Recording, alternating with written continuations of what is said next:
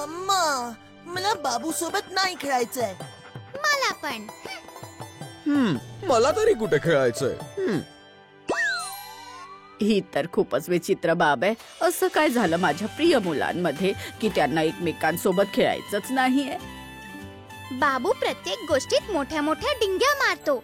म्हणतोय की प्रत्येक मिनिटाला 200 गोल करू शकतो. 200? मी कधी 200 म्हणालो? अच्छा, तू तर हे सुद्धा म्हणाला होतास की एका मिनिटात जेवढे म्हणाल तेवढे गोल करू शकतो. अच्छा, म्हणजे जेवढ्याचा अर्थ 200 होतो का? तुझं कॅल्क्युलेशनच चुकीचं आहे. सुरुवात तर तूच केली होतीस ना? अरे, अशाच तर विनाकारण अफवा पसरतात. आता तुम्ही लोक एकत्र खेळू शकत नाही, काही हरकत नाही, पण एकत्र बसून गोष्ट तर ऐकू शकता ना.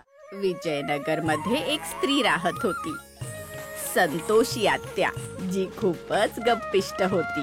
तिला गप्पा मारायला खूप आवडायच्या. तशी तर शेजारी सुई जरी पडली तरी मला काही देणं घेणं नाहीये. पण आजकाल सुरेशच्या घरी रोज मेवा मलाई सुरू आहे. पण मला काय त्याचं?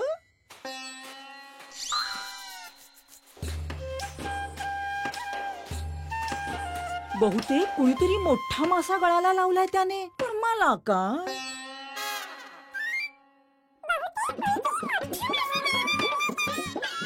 अख्ख्या गावात इथे काय तिथे काय सगळ्यांची खबर असते आणि मग म्हणेल मला काय.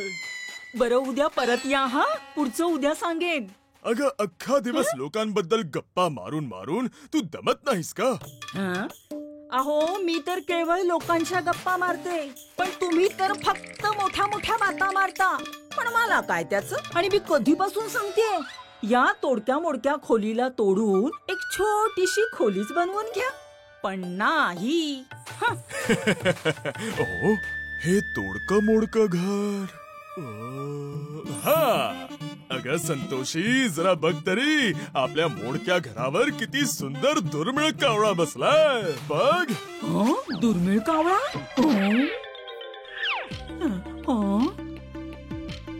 हा कसला दुर्मिळ कावळा आहे? ज्याचं दर्शनच दुर्मिळ आहे. ही बातमी तर छान आहे, पण मला काय त्याचं? हो हो, अगदी. हा तर खूपच दुर्मिळ आहे.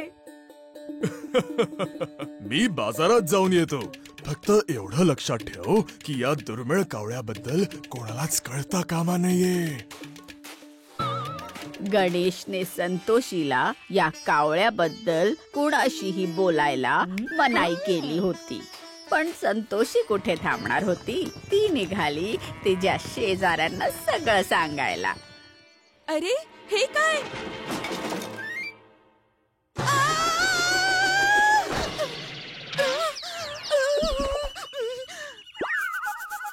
संतोषी, तू? अगं, असं कोणी येतं का? अगं, येणं जाणं सोड ग ताई. आज सकाळी एक खूपच दुर्मिळ कावळा माझ्या घराच्या मागच्या भागात बसला होता. हा, दुर्मिळ कावळा? पण मला काय? मी तर पाहता क्षणी बघ पळत पळत तुझ्याकडेच आले. असं काय दुर्मिळ होतं त्याच्यात? अगं, पांढरा कावळा होता. पांढरा कावळा? एवढा मोठा की समज म्हशी एवढा मोठा. म्हशी एवढा? एवढी लांब शिंग आणि एवढी लांब शेपूट.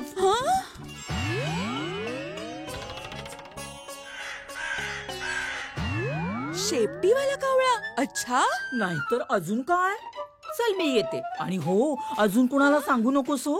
अशी बातमी दिलीये की चूल पेटो ना पेटो माझं काळीच पेटवलं. आता विमलावतीला ही बातमी सांगून येते मी.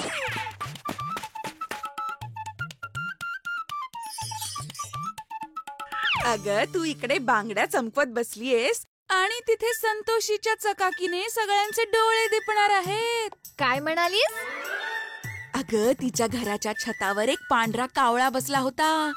पांढरा कावळा, खूप मोठा. ही गोष्ट मी फक्त तुलाच सांगतेय, कोणाला सांगू नकोस. म्हणजे माझी आजी बरोबरच सांगायची. जिथे एखादा पांढरा कावळा दिसतो तिथे नक्कीच एखादा खजिना दडलेला असतो.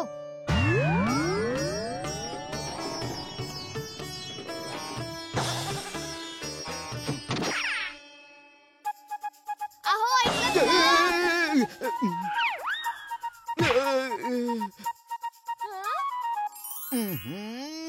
जेव्हा मी काही लिहिणार असतो तेव्हा तू सत्यानाश करायला येतेस. हो हो, सत्यानाश तर आपल्या सगळ्यांचा होणार आहे.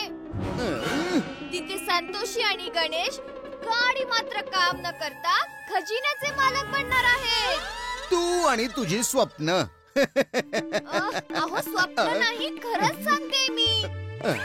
त्यांच्या घरावर आज एक दुर्मिळ पांढरा कावळा बसला होता आणि तो भला मोठा होता. असं समजा की एखाद्या म्हशी एवढाच होता तो. याचा अर्थ स्पष्ट आहे की त्यांच्या घराखाली भरपूर खजिना दडलेला आहे. काय असं आहे काय?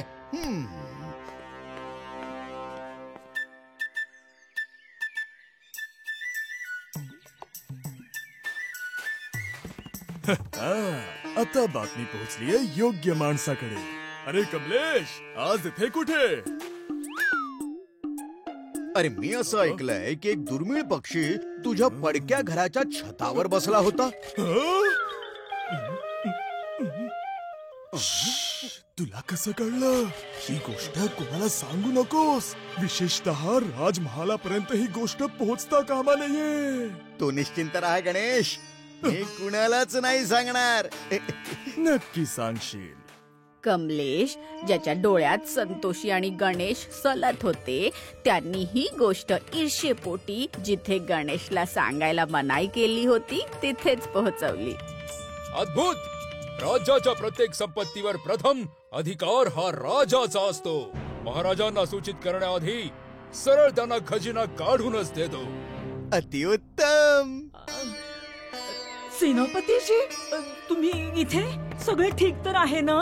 आतापर्यंत तर तुम्ही ठीक आहात आणि आम्ही सुद्धा. जर तुमच्या खोलीतून खजिना सापडला तर खजिना लपवण्याच्या गुन्ह्याखाली सगळ्यांची कुशलता संकटात सापडू शकते.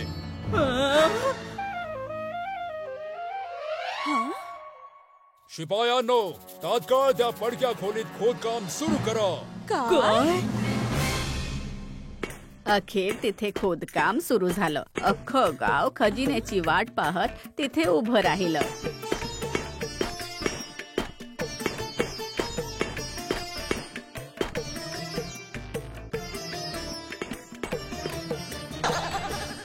महाराज, अहो इथे तर काहीच नाहीये. काय कमलेश, तुला खजिन्याची बातमी दिली कोणी? विमलावतीने. माझी आजी म्हणायची, ज्या छतावर पांढरा कावळा बसतो तिथे कुठला तरी खजिना दडलेला असतो. ही गोष्ट तर मी सुद्धा ऐकलीये. कुणी पाहिला पांढरा कावळा? या सत्यभामाने. फक्त पांढराच नाही, म्हशीप्रमाणे विशाल होता. फक्त शिंगच नाही, शेपूटही होती. मला संतोषीनेच तर सांगितलं. हो, सांगितलं तर होतं, पण काय? लवकर सांग, नाहीतर तुला तुरुंगात टाकू. नाही सेनापतीजी, क्षमा करा. मी तर फक्त असंच मला काय माहित होतं की तुम्हाला सांगता सांगता हा खजिन्याचा पत्ता बनेल. मला काय त्याचं. आजपासून याकडे लक्ष दे, नाहीतर तुझ्या घराचा पत्ता तुरुंग असेल. चला इथून. चला, काहीच नव्हतं इथे. त्या घटनेनंतर संतोषीचं बोलणं कोणीच ऐकत नव्हतं. आता तुम्हाला वाटेल की घर तोडल्याने गणेश खुश का होत होता, कारण संतोषीच्या गप्पिष्टपणाचा फायदा उचलत त्याने दुर्मिळ कावळ्याची खोटी गोष्ट संतोषीला सांगितली, ज्याच्यामुळे कुठल्याही मेहनतीशिवाय त्याने त्याच्या मोडलेल्या घराला पाडून स्वतःची एक मोठी बाग बनवून घेतली. समजलं अम्मा. आता मी जे काही बोलेन ते विचार करून बोलेन. अरे, तुला गोष्टही समजली आणि तिचं सार सुद्धा. आता मी निघाले केळ्याची वाळलेली पानं कापायला. If you like this video, subscribe to our channel Murthy Media.